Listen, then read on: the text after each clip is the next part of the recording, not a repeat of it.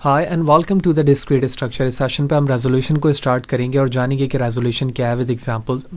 इससे previously video बड़ी important है जहाँ पर हमने रूल ऑफ इन्फ्रेंस की एग्जांपल्स और उसके सारे रूल्स जाने। तो यूट्यूब पर आने के बाद फाद हुसैन CS से सर्च करने के बाद आप मेरे चैनल के प्लेलिस्ट पर पहुँच सकते हैं और पहुँचने के बाद डिफरेंट डिसिप्लिन्स की वीडियोस प्लेलिस्ट पर मौजूद है, विद ईज़ आप इन्हें वॉच कर सकेंगे। इसके अलावा इसमें इस्तेमाल होने वाले कंटेंट रिलेटेड मटेरियल मेरे blog Fahd Hussain CS blogspot.com पे मौजूद है, जहाँ पर आने के बाद फ्रीली डाउनलोड करके इन तमाम चीज़ों को अपनी मशीन पर यूज़ किया जा सकता है। तो चैनल पर अगर नए और चैनल को सब्सक्राइब नहीं किया तो चैनल को ज़रूर सब्सक्राइब करें ताकि अपकमिंग वीडियोज़ के हवाले से आपको बर वक्त जानकारी मिले और इसी तरह की नई चीज़ें आसानी के साथ सीख सकें। आप मेरे ब्लॉग पे भी मुझे फॉलो कर सकते हैं ताकि जब भी कोड अपलोड किया जाए आपको इन्फॉर्मेशन मिलती रहे। तो रोजन की बुक के चैप्टर 1 पे मौजूद हैं हम और चैप्टर नंबर 1 के टॉपिक 1.6.5 रेजोल्यूशन पे मौजूद हैं। तो सबसे पहले हम बेसिक डेफिनेशन समझते हैं। बहुत शॉर्ट सा सेशन रहेगा क्योंकि एक छोटा सा टॉपिक है। So the computer programming have been developed to automate the task of reasoning and proving the theorems. तो बनाने का मकसद कंप्यूटर प्रोग्राम्स का यही है ताकि हम रीजनिंग को और अपने थ्योरम को प्रूव कर सकें। Many of these program make use of rule of inference known as the resolution. तो बहुत सारे ऐसे प्रोग्राम है जो रूल ऑफ इन्फ्रेंस बनाते हैं, उन रूल्स ऑफ इन्फ्रेंस को रेजोल्यूशन कहा जाता है। तो this rule of the inference is based on the tautology link. तो ये टोटोलॉजी पर बेस करता है। अगर मैं रूल ऑफ इन्फ्रेंस पे जाऊं तो ये रेजोल्यूशन का एक लास्ट हमारे पास रूल भी मौजूद है, ठीक है, जो हमें बता रहा होता है कि अगर दो वेरिएबल्स के दरमियान एंड ऑपरेशन हो रहा हो फर्स्ट स्टेटमेंट में और सेकंड में P और R के दरमियान एंड ऑपरेशन हो नेगेशन पर, तो हम डायरेक्टली Q से R की तरफ जाएंगे, यानी इन दोनों को एज अ कंक्लूजन इस्तेमाल किया जाएगा। लेकिन यहाँ पर ये कहा जा रहा है कि इसको हम इस्तेमाल क्यों कर रहे हैं। ठीक है, पहले तो हमने देख लिया कि टास्क जो रीजनिंग है या थ्योरम है उसे प्रूव करने के लिए इस्तेमाल किया जा रहा है।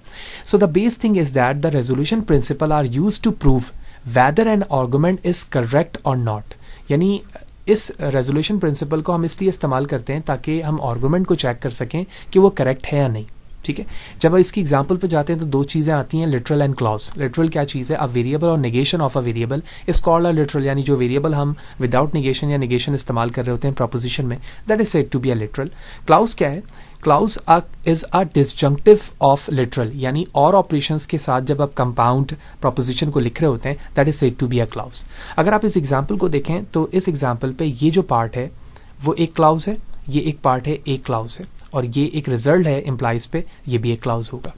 अब इसकी पैराग्राफ को पढ़ने से पहले एक चीज़ समझते हैं कि अगर मैं इसके फर्स्ट क्लॉज को देखूं तो इसमें हमारे पास P मौजूद है और सेकंड पे नेगेशन ऑफ P मौजूद है। तो मैं कह सकता हूं कि P और negation of P based on the definition these both are complementary to each other. तो कॉम्प्लीमेंट होने की वजह से ये दोनों कैंसिल हो जाएंगे। अब ये कैंसिल होंगे तो हमारे पास बच जाएगा Q एंड R, और इन दोनों के दरम्यान जो ऑपरेटर है वो क्या है? और का है, और यही चीज़ इम्प्लाइज होकर यहाँ लिखी जा रही है Q इम्प्लाइज R। इसी चीज़ को हम यहाँ पर रेजोल्यूशन कह रहे होते हैं। इसी चीज़ को नीचे बताया गया है, the final disjunction in the resolution rule Q और R is called our resolvent when we let Q is equal to R is this tautology we obtain. यानी अगर मैंने Q को R के बराबर कर दिया इसको, तो इसका मतलब ये है कि ये वाली चीज़ भी R हो गई।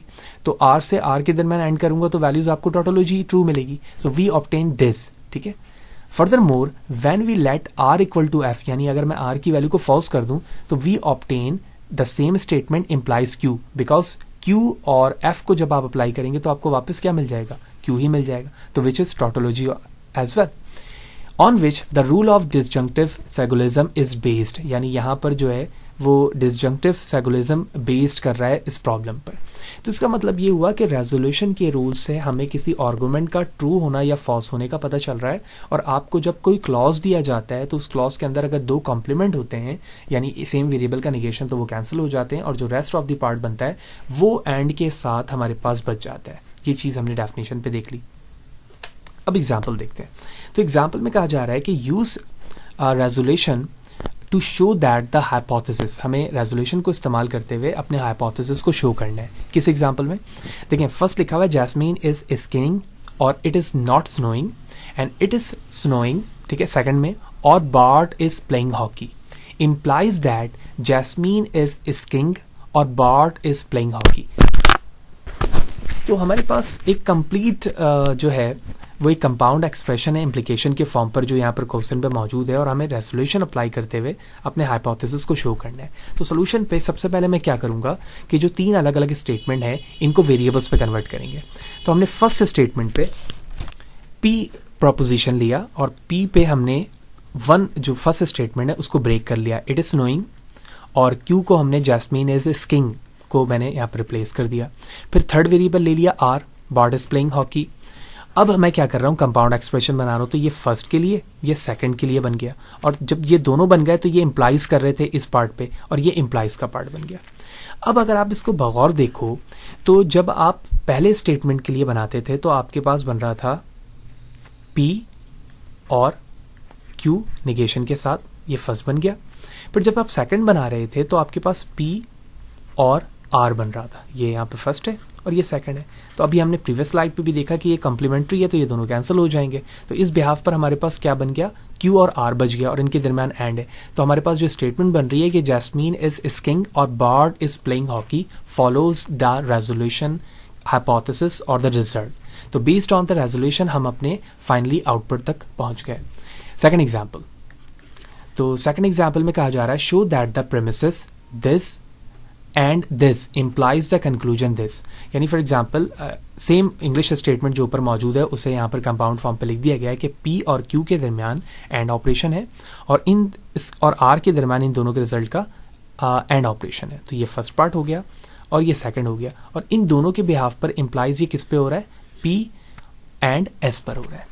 तो based on the law of logics मैं अपने इस फर्स्ट प्रेमिसेस को कन्वर्ट करके 2 अलग क्लॉज में कन्वर्ट कर सकता हूं। तो मैंने क्या किया, we can rewrite the premises P and Q और R एज 2 क्लॉजेस। तो इसको हमने 2 क्लॉजेस में किस तरह से किया, this and this. We can say that that's equivalent to the this premises. तो हमने पहले प्रेमिसेस को इसमें ब्रेक कर लिया, ये यहां पर आकर खत्म हो रहा है। We can also replace R implies S, second की बात हो रही है, इसको मैं रिप्लेस कर सकता हूं by the equivalent clause this. अब ये इक्विवेलेंट क्लॉज किस तरह से आ रहा है, ये लॉ ऑफ लॉजिक के अंदर हम देख चुके हैं, ठीक है, ये इक्विवेलेंसी किस तरह से बन रही होती है। So using the 2 clauses this and this, यानी अब वो जो मैंने ब्रेक किया है बनाकर ये और ये, इन दोनों को इस्तेमाल करते हुए we can use resolution to the conclude P और S। यानी इन दोनों को इस्तेमाल करते हुए मैं कहां पे पहुंच जा रहा हूं, कैसे, क्योंकि आप यहां पर देख रहे हैं रूल ऑफ इन्फ्रेंस पे R और नेगेशन ऑफ R दोनों की कॉम्प्लीमेंट्री है, दोनों कैंसिल हो गए, क्या बच गया, P और S, वो दोनों मैंने यहाँ पे लिख दिया। तो इन सिंपली हमने एग्जांपल पे देख लिया कि रेजोल्यूशन क्या चीज़ है, किसी भी आर्गुमेंट को करेक्ट होने या ना होने के बारे में बता रहा होता है। लिटरल एंड क्लॉज की एग्जाम्पल यहाँ पर इस्तेमाल हो रही है। डिसजंक्शन का मतलब और है, इन दोनों के दरमियान और ऑपरेशन होता है, कॉम्प्लीमेंट्री चीज़ें कैंसिल हो जाती हैं, और उसी के बिहाफ पर फिर हमने 2 एग्जाम्पल्स देखे जिसमें हमें ये बात समझ में आ गई कि एक्चुअली किस तरह से काम करता है। तो फिर भी अगर कोई सवाल है, कोई चीज़ समझ भी नहीं आई है, कमेंट सेक्शन पर ज़रूर पूछें, कोशिश करूंगा मैं सवाल से आपको बर वक्त जवाब दे सकूं। वीडियो अच्छी लगी तो लाइक करो, इसी तरह जुड़े रहें क्योंकि नेक्स्ट सेशन पर हम मजीद इंपॉर्टेंट चीज़ों को डिस्कस करने वाले हैं जो चैप्टर 1 या फिर डिस्क्रीट स्ट्रक्चर के लिए बड़े इंपॉर्टेंट हो सकते हैं। सी यू देयर।